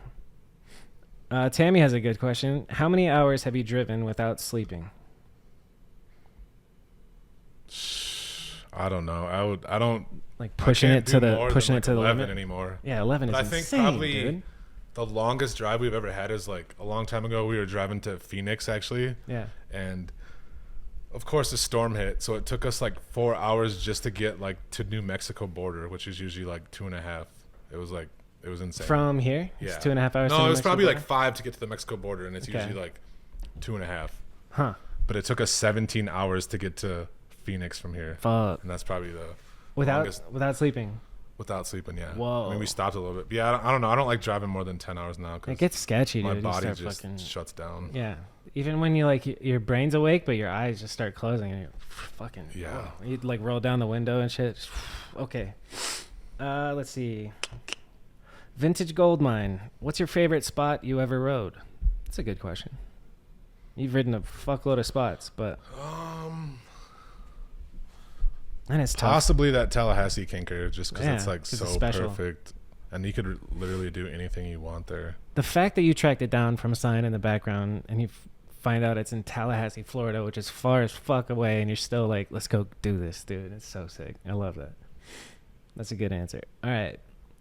Felito Rivera, what keeps you going? That is a good question. I almost am curious about, motivation. I would just say my friends, man. Like, if I didn't have like such a sick group of friends around me, like I wouldn't be riding still. Cause sometimes, like, I mean, to be honest, like as of lately, like I've kind of like fallen out of love with riding a little bit. I mean, not like out of love, but it's just like I've always been like, I've been like so about it, that's like all I think about. It's all I want to do. And I've kind of like, cause I've been like dealing with some injuries lately. So like, we didn't even talk about that. I've kind of like stepped away from that, but like, dude, just all my friends, it's like there's too many sick people around me to not ride bikes. Here's a fun one. Speaking of homies around you, what would be your MySpace top 8 right now? Who are the homies around you? Shit, dude. Like keep you stoked.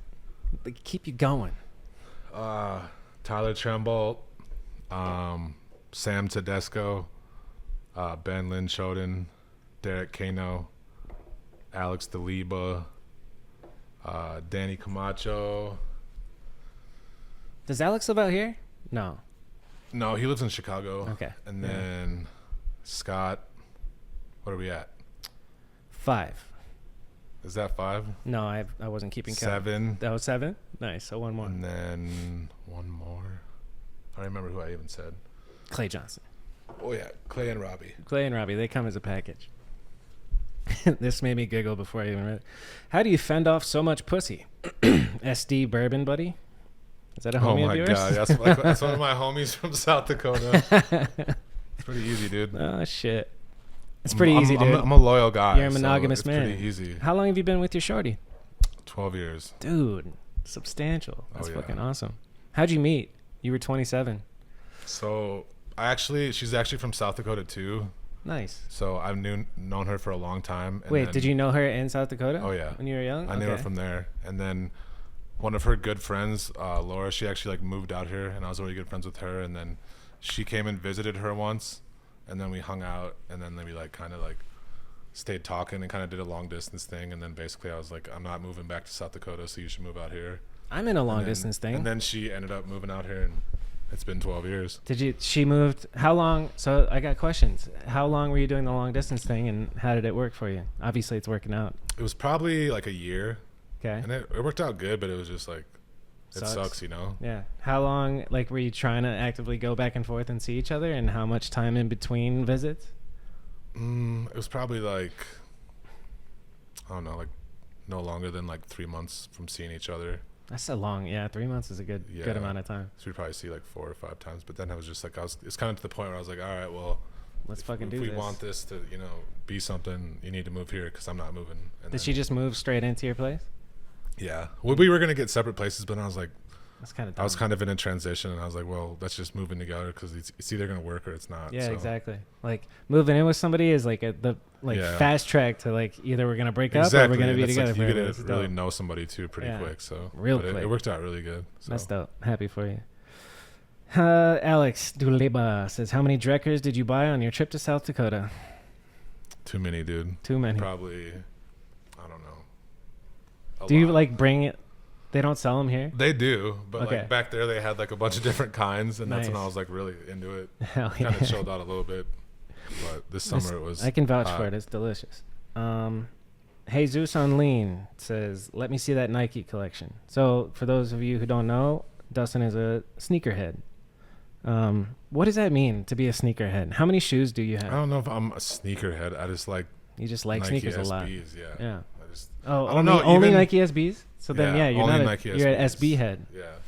I don't know. I just like since I was like a young kid, I was just like always like loved shoes, and just like I've always like it was like the Muscas back in the day. It was the Costins, and then it was like Americas. I've just always like loved shoes, and then like I kind of like fell in love with the Nike Dunks, and then it just kind of got out of control from there, and now it's to the point Now I where have it a is problem. now. But What is I it just now? like ever since I got like a job and shit, and like was on my own, I just like always You can buy myself loved some having shoes. Yeah. So I don't know, I just like it.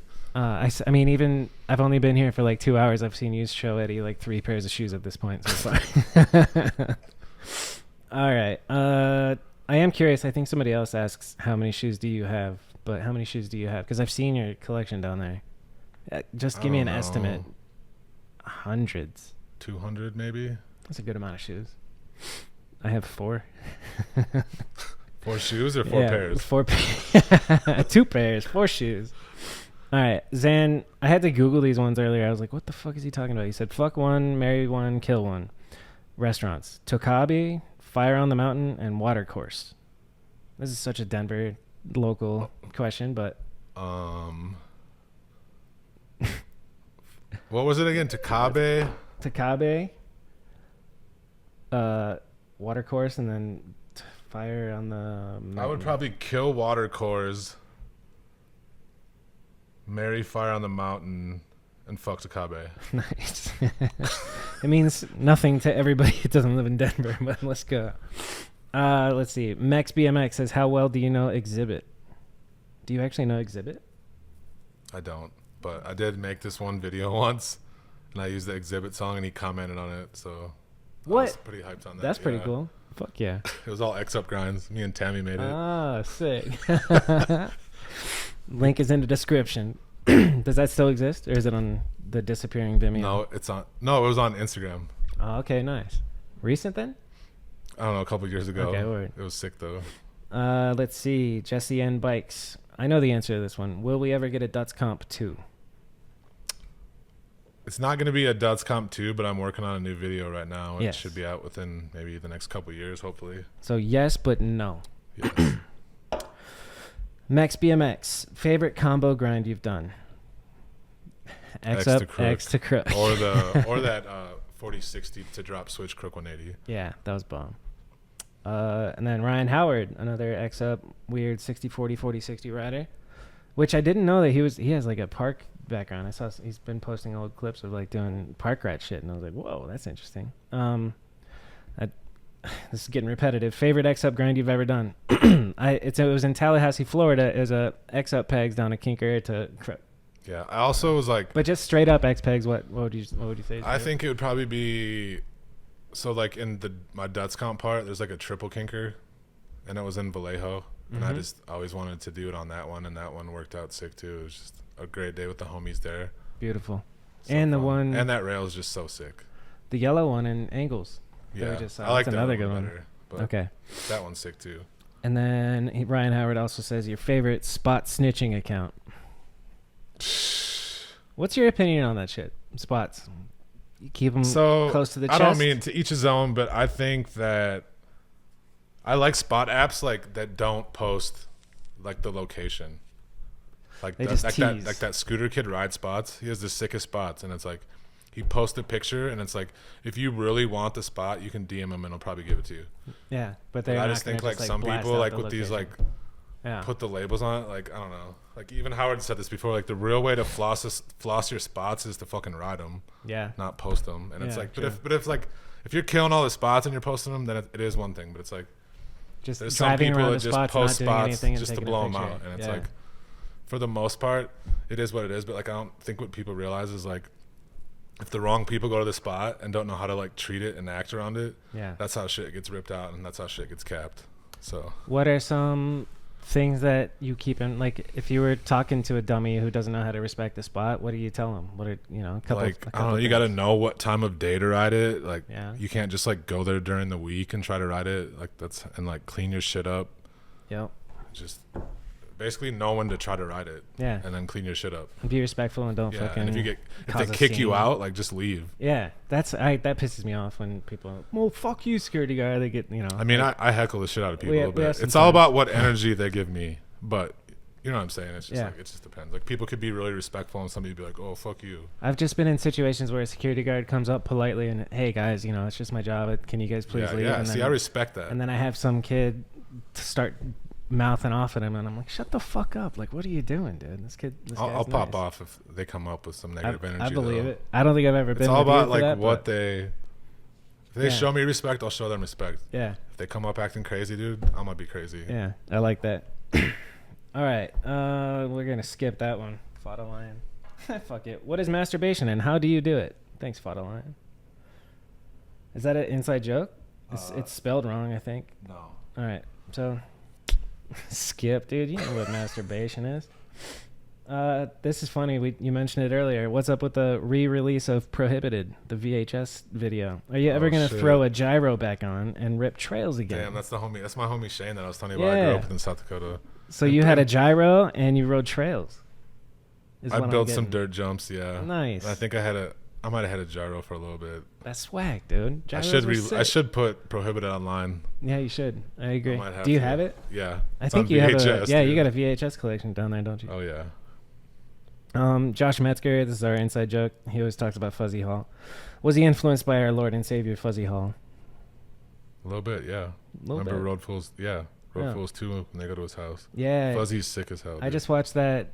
Dig's been posting like the Road Fools moments, the best like moments, and one of them was the backyard where you get to see Mike Aiken when he's like, when he's 15 like years nobody old. even knows who he is really. Nastasio is a baby in that, and then Robbie's hilarious. Fucking those videos like really influenced me too. Yeah. Just it's so crazy thinking back to that different time. Like you hop in the van and it's just like this one operation is the whole thing, and then it was a whole business model producing that video and then selling it through bike shops, and then now that entire business model is dead because video is just monopolized, or not monopolized, but commoditized at this point. Everybody can film with the shit that's in their pocket. It's crazy. Ike Money, he says, dude, what inspires him to ride that isn't related to BMX? I think that's an interesting question. I mean, I don't know. Skateboarding really inspires me a lot. Yeah. I've always been like a huge fan of skateboarding. Yeah. I'm just like a big fan of it. I love like the spots they ride. Yep. I love all the videos they put out. What are some videos that I should watch? I'm not really. I mean, I like skating. I love skate videos, but hit me with a couple of. I'm trying to think of that new Ashad video that just came out is really good. Ashad? Ashad where? Okay. I can't really think of any like full length video. Oh, the America Green video, that was really good. Oh yeah, I remember that coming out. Any America videos are really good. What I love about skate videos in particular, the spots, but the way they film, I love just geeking out on how they film. They're so good. Adrian Varela, teach me how to Dougie. Shout out Adrian. What's your favorite video part ever? That's a good question. Man, putting me on the spot. Favorite video part It's tough to ever. rack through your brain of. Since 1998, you've been watching BMX video parts.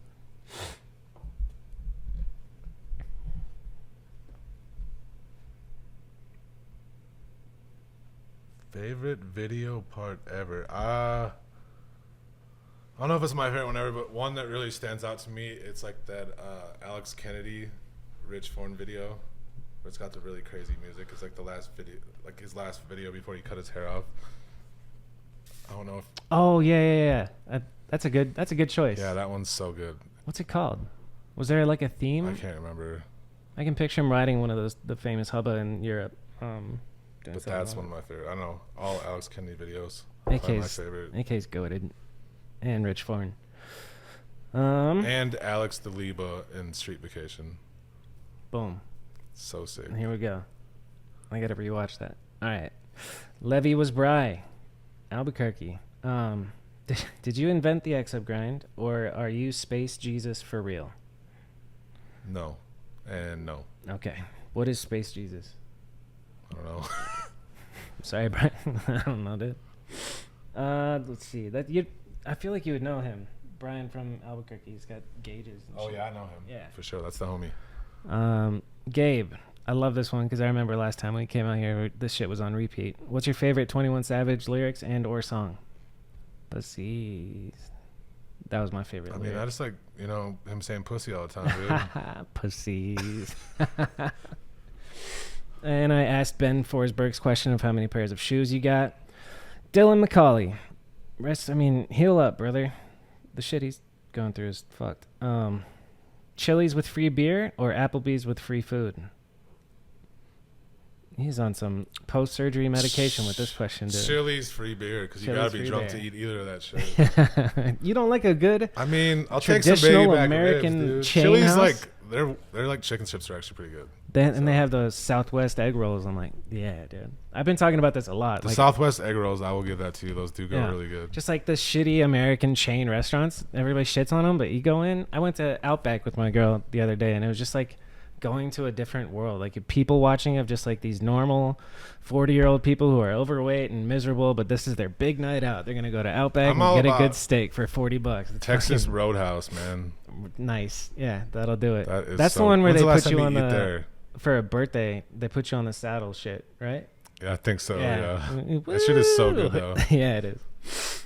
And just a little fun fact: when I got COVID the first time, I lost my like taste for like 8 months. And Texas Roadhouse brought that shit back, dude. So you'll remember them forever. They hold a special place in my heart. Snapped me right out of it. All right, the homie Shane. Oh, wow. Shane hit you with a bunch of them. Ask him for an insert pic of long-haired Daryl and how he made the newspaper in his little S10. Yeah, so that's a story. Actually a funny-ass story. So hit me. So I used to have this little S10 pickup, and it had this like S&M bike sticker on the back.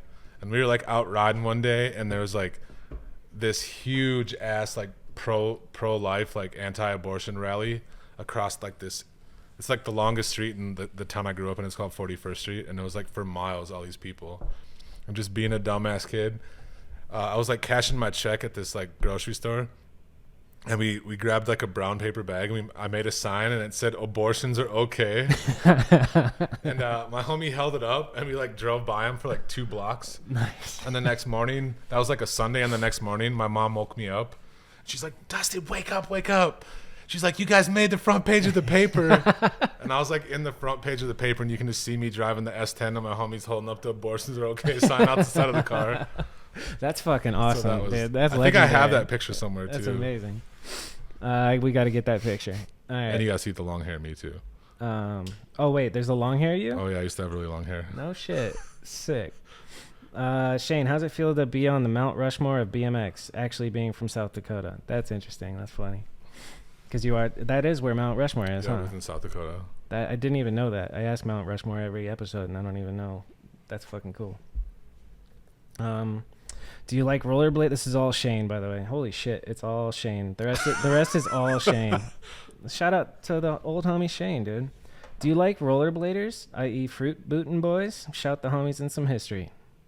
I actually do. So like I was telling you before, like you were hanging with him. Yeah, like one of my homie Justin Zivich, he was like a really good friend, and he was a rollerblader, and we rode all the time. And it's actually sicker to ride with rollerbladers than skateboarders because they hit rails more like us. Yeah. So me and him would just always go session rails. Sick. And it was so fun. That's dope. And I still like watch rollerblade videos all the time. Yeah, man. Because they ride such crazy stuff. Yeah. And I feel like, I don't know, I don't think it's like overcompensating, but like the amount of hate that went against them, they go so big. It's almost like they're like, you want to make fun of us? Watch this. And then they just do I think if you see like a normal, like everyday rollerblade kid, it's easy to like hate on it. But like when you see like the cream of the crop dudes, like they're sick. Yeah, super sick. They can do, and it's just like a different medium. It's so and I just like how they can like hit shit with no run up at all. Yeah. They can just jump on it. Just and walk do the biggest rails ever. Which they make it look easy, but I don't think if you put me in a pair of rollerblades, I could grind down a rail. No. Yeah, I mean, you're getting smoked, dude. Yeah. Not in rails and all that. And you go to bail and you just slip out because you're on fucking wheels. All right. Do you feel like age matters in BMX? If you would have asked me like 3 years ago, I would have said no, but it definitely.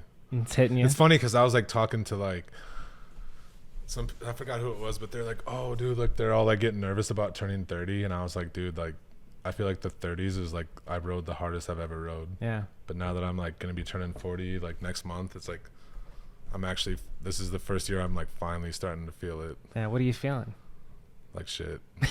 Just in general. Well, like in 2020, when was it? Not last year. So 2021, I tore my left ACL for the second time. And I just like, it's been hard to come back from that. And then I have like lower back issues all the time. And it's just like, I'm sore all the time. Yeah. But age will get it to you. Are you doing anything to like prevent getting out of shape? Have you ever been just fat? Like stretching, drinking? No. You got good metabolism. Like you could eat like shit, but you're not getting fat.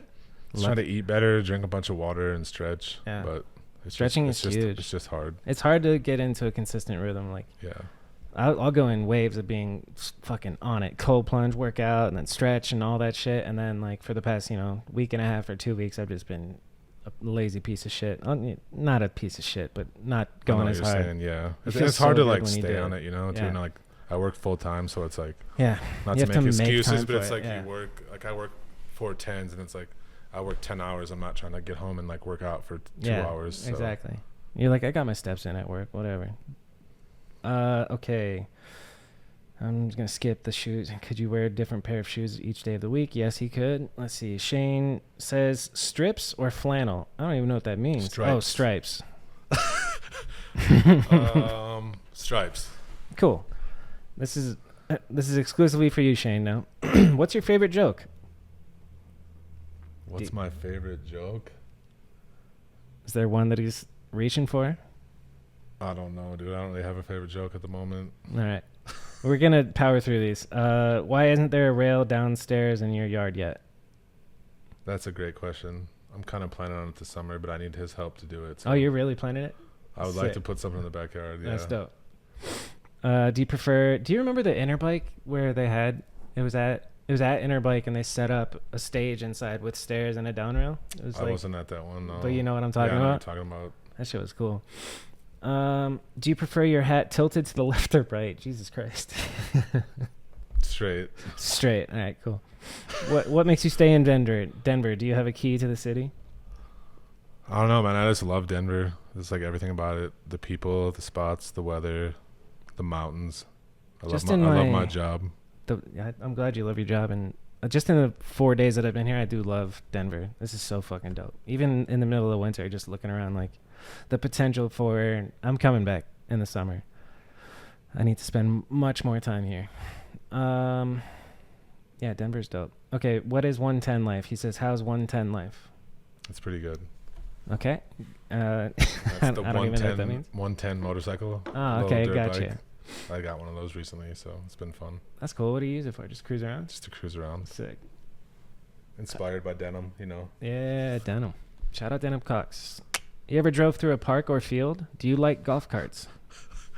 Is this more from Shane? This is all Shane, dude. God. The next one's, he says, sorry about the spam, Bob. Cheers on getting the heart of BMX. A little background on that. So, like, I was kind of a wild partier back in the day. And I would always just drive through people's yards and, like, through people's parks. Like, just through parks all the time. So, fuck it. Just being stupid. It's beautiful. But it was a good time. That is a good time. All right, let's go. I know Scott and Clay both had some special ones for you. So ask Dut about Chin. This is from Clay.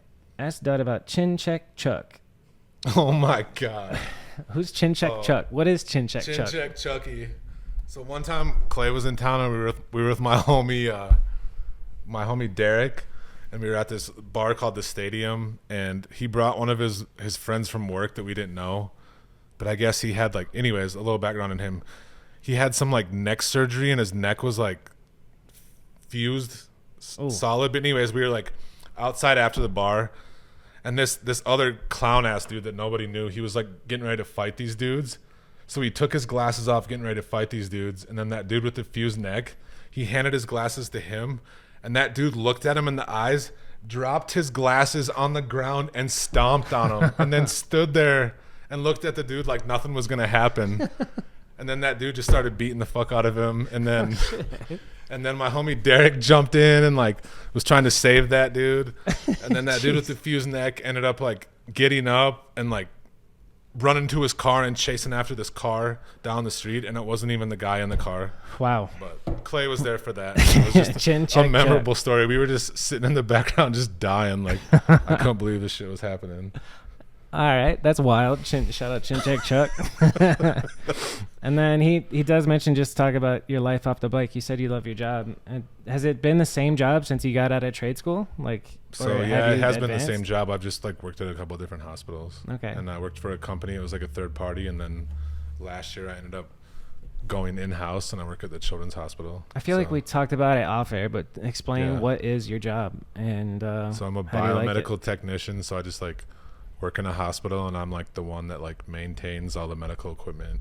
Okay. What does that mean? Like working on the shit? So I do like the preventative maintenance. So like you have to do like certain testing and like replace parts on the stuff every so often. And then I'm also like the one that responds to like all the calls when the nurses break stuff. Okay. Nice. So basically just making all the medical equipment run as it needs to. Fire. Anything else in the job? Of course there's more to it than just it's pretty much just like maintaining the equipment and nice. then just like rounding and just staying on top of everything. And you've been doing that for how long?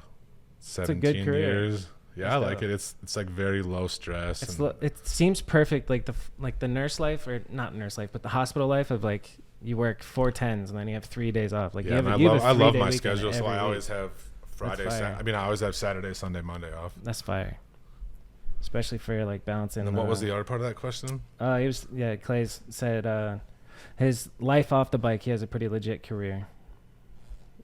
And then I told him to think of more, but he didn't. The son of a bitch. The Chin Check Chucky was Chin Check Chuck's pretty good. Cream of the crop right there. Let's see. I talked to Scott Marceau earlier. I said have him spit a freestyle. He's got bars. He might be too shy. We don't need to bring that on here unless you want to, dude. No, I can beatbox, by the way. That's exclusive. He said he's really good at disc golf. He's gotten multiple aces. And he can hacky sack pretty well too. Thanks, Scott. These are not questions, but interesting facts about Dustin Arp. And he said he's gonna upload your angle section real soon. Finally. All right, finally. How long have you been asking Scott to upload this part? I don't know. From like 6 months after it came out, and it's been like almost 2 years. It's been a while, dude. I remember the premiere. I'm curious about why Dut came around. That was actually like my mom called me Dut. It's just like short for Dustin. Yeah. And then like that's endearing. I like Dut. And then like some of the homies like heard her say that, and then like they all started calling me Dut, and then it's just kind of like always been what everybody calls me. I remember not knowing who you were and then knowing about Dut's comp, and I was like, what the fuck is the Dut's comp? This makes no sense to me. All right. This is every episode. Mount Rushmore of your all-time BMX riders. Let's go all-time, not current. Okay, so it's probably gonna be Butcher, Lucky. I'm gonna put Taj up there, and then I'll put AK up there too. Throw somebody kind of nice. I'm just like a huge fan of him. That's a fun one. That's unique. Nobody's Mount Rushmore has been the exact same since I started doing this shit. It's fun. Do you know riders that I don't know that I should know about?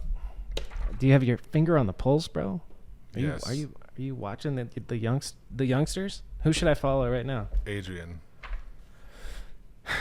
He is from. He's a younger kid from Albuquerque, and he just moved to Colorado.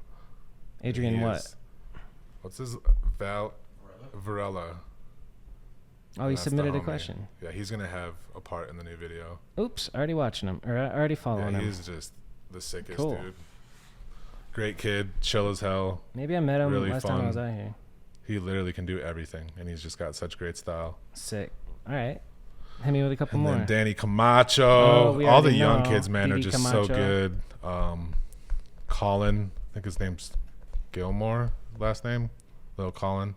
He's sick as hell. You probably know Master Chef Dev. He's amazing as well. Colin Gilmore? I think it's Colin _ BMX. And then Master Chef Dev. He's an amazing rider and a character. Okay, Master Chef Dev.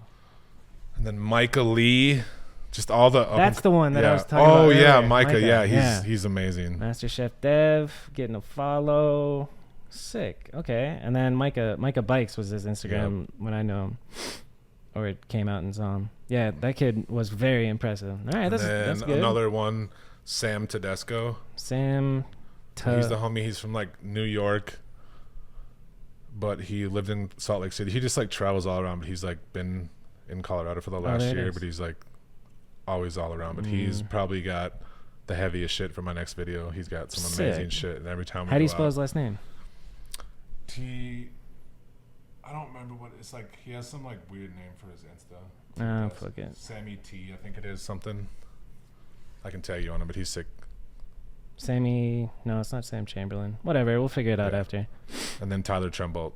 You need to follow him. That sounds familiar. Yeah. He's the mastermind behind all the word videos. Is he just word on Instagram? No, it's Tyler Trembolt. It's D Trembolt, sorry. This is D Trem. Yeah, there he is. Rembolt, not Trembolt. Yeah, but there's a T in it, isn't there? Tyler I'm talking Rembolt. about the name. His Instagram name. Oh, D Trembolt. Yeah, okay. Tyler Trembolt. Yeah. Cool. Fuck yeah. That's Those are the all best people one on so my far. Yeah. Everybody, I mean, some people have hit me with some stumpers, but that was... Yeah, there's just so many amazing riders in Colorado. Yeah. It's awesome. The scene's popping. The spots are beautiful. The weather's amazing. What clip are you most proud of in your whole career, besides the Kinker X Up crook? Maybe the crook across the pool. Oh yeah, iconic. That shit was cool. That one was awesome. So somebody should come to Colorado this summer and get something else on that spot. It's a wild spot. How many times did you fall in the pool to get the crook across it? So we went there, and I pegs across it the first time, and it's like just anchored at the front and the back, so the middle's kind of wobbly. Yeah. So I actually didn't fall into any. The first time I grinded it, I had to jump off, and my bike fell in, and then it kind of was sticky too. So my homie Evan, he got in and he waxed it. Nice. And then just swimming, waxing, dude. And then one side is only like 1.5 feet deep. Oh, okay. And the other side's like 4 feet deep. Nice. So he got in and waxed it, and then I grinded it. I think I pegged it twice, and then I went for the crook, and I did the crook first try. What's the secret to locking into a crook? Don't slam your front peg down hard. Okay. And kind of just. I mean, I think the key to crooks is just do them a lot. Yeah, it's not facts. really a trick you can like just bust out every once in a while. Somebody who's good at crooks told me not to think of it as a crook, but like an ice pick that you let set down. Like your weight isn't on your front peg; it's on the back peg, and you let the front peg. Just it kind of is on the back. Yeah.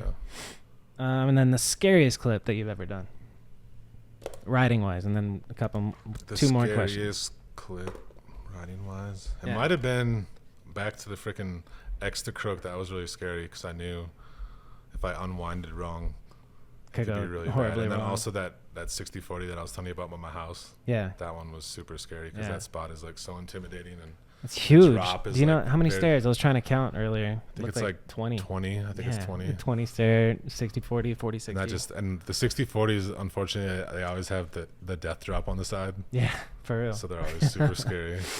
All right, and then that does make sense because like designing, they wouldn't have the second railing if there wasn't a death drop on the other. That makes sense. Okay. And then filming wise, like when you're behind the camera, are you ever scared? Have you been scared of like, what's the craziest shit that you filmed where you were actually nervous for somebody? I feel like a lot of Paco's part. I believe and then a couple of the clips that I was telling you about, that Sam Tedesco for my new video. Yeah. He's filmed a couple clips that I've been very that's nervous. exciting, dude. Yeah. But the Paco, like the big three over all those rocks, and then the over crank. Massive. Those were both. I mean, I knew he had it, but like it was just. He did the over crank at the famous ass. Yeah, the Image 20 downtown Denver. So sick. I still think that might be the biggest one ever done. Still. The biggest over crank arm ever. Yeah. I don't doubt it. A long time ago too. It's a hell of a clip, dude. First try. Fucking A. And then just bye. Later. Later, Paco. Came in with the bang and went out. One thing before we wrap up, I didn't even ask about like your family. You said you have a brother. Do you have any other siblings? Nope, I just have one older brother. One older brother. Yep. And then parents both still around? Just my mom. Just moms. Cool. Oh, I didn't know that about you. You know what I'm saying? I didn't know you had a brother. Any trips? What's coming up in the future? Anything you need to shout out before we wrap it up?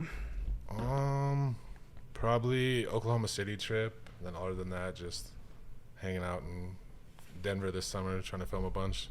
Fuck yeah, I'll be here in the Go up to summer. the mountains Get a out of bunch, Arizona. hang out, just come out and visit. I would love to. Is there hot springs out here? There's some in the mountains for sure. Yeah. Yeah, dope. What the unnamed video that's coming out at some point that you're working on? I'm excited for that. And something just slipped my mind, but that's fuck. What was it, Eddie? What was I thinking about? I think you were gonna talk about when your video is coming out. Oh, that's up to Joey Mata, but tentatively September 22nd, 2023. That is this year, right? Yeah. So we'll see. Gotta like lock in and get into me personally going back to the skate park and training and getting my muscles back. Like before I came on this work trip, I was hitting the skate park, 5 or 6 times and got the muscles back. Like it's funny, you take some time off and then you ride and you're like, oh yeah, these muscles exist that fucking feel weird, but I'm starting to feel comfortable on the bike. And I don't think I'll ever like learn new tricks, but I have a list of spots that I want to do certain things at and just little jibs and like lowering my expectations of like what I want to do and just being happy with the simple joys of, doing. Like Clay pointed out a little baby Gap Smith the other day and I got it and I was like, that's sick. It's like nothing crazy at all, but just like a cool looking spot behind the building and just a Gap Smith, and I did it, second try, and I was stoked. I was like, this is nice. So simple, jibby street stuff, and then a couple of scary things, and my part will be done. Clay's part is nearly done. Robbie's doing good. RJ is crazy. The whole list, man. I can't even so Troy Blair, Dean Watson, Jeff Westcott, Hayden Schimmel, Joey Mata needs to get going. He's not even going to watch this, but whatever. RJ Orr, Robbie, Clay, myself. It's infinite. Chandler Golden, Zach Beerley is going to come through with some. Like if everybody had a 5-minute part, this would be a 2-hour video. So when it comes down to putting the video out, I'm trying to get it to be like 40 minutes. So there's going to be a lot on the cutting room floor. I just think like hour is a little bit too long. But I was just talking to Scott about that. Like his video is an hour. And if you're going to sit down and watch something he had a good point. He's like, if you're going to watch 40 minutes, you might as well, you're already locked in. You can watch an hour, especially if it's done right and it's entertaining. Mm-hmm. But I don't know. I'm just jaded about super long BMX videos at this point, especially when it's just trick porn. I'm starting to lean into I want to tell a story of some sort so that people who don't necessarily aren't in our bubble of just loving tricks and spots might get something out of it too. But that could be for the next project. I think for Mediocre 2, we keep true to what it is, dude, and try and figure out some sort of party line situation again. Dude, That's my favorite parts of the videos. Yeah, you gotta have it. It's a must, and it's like an impossible task. I gotta invite all the homies from all over to come to town again and try and figure something out. Deck Park is nearly gone. They filled in cement everywhere. It kind of seems like it's on its way out. They've been talking about demolishing it forever. Really? Yeah. So that might be gone. And then I don't know where else is the best spot for it. I had an idea where I don't really care. I'll share it. Instead of doing one party line with everybody involved, split it up and use camera tricks to do seamless transitions to where it's a party line of 3 people who do actually heavy tricks. So you can the camera's moving and then some sort of transition trick to where it goes to the next 3 riders and they all do a heavy thing and just connect them all, and then that's the intro to the video. I think that'd be pretty dope. It's just a matter of planning it and executing it, but I think that's a good idea. What do you think? Oh yeah, you gotta have some kind of party line. Yeah, that's part of Mediocre. Signature. Yeah, and then I'm just excited to make shirts and make 100 DVD copies and put it out online. And I love the whole behind all the digital download, the sales of the digital download would be fun. The website, the producing the t-shirts and packing the orders. That was my favorite part. After the video sold, opening up an envelope, putting a DVD in, tucking in, like handwriting a letter, thanks for the support, and sending it out. It's special, dude. I love that shit. Yeah, it's the best. It is. The 2 premiere nights that I've had are like the best nights of my life that I'll never forget. I've forgotten everything else about my 20s and most of my life, but those 2 nights I'll never forget. It's the best feeling. I remember the first one. After that happened, I felt like, okay, I can take me now. I'm done. I'm done. But then it's like, oh fuck, gotta keep going. Yeah, all right, on to the next. Yeah, it's just the best to get like all those people together. Yep, I love it. I don't know. I feel like we did all right, Dustin. Eddie, what do you think? It was good. Good. Hell yeah. Cool. Thanks, Dustin. Thank you, man. Yeah.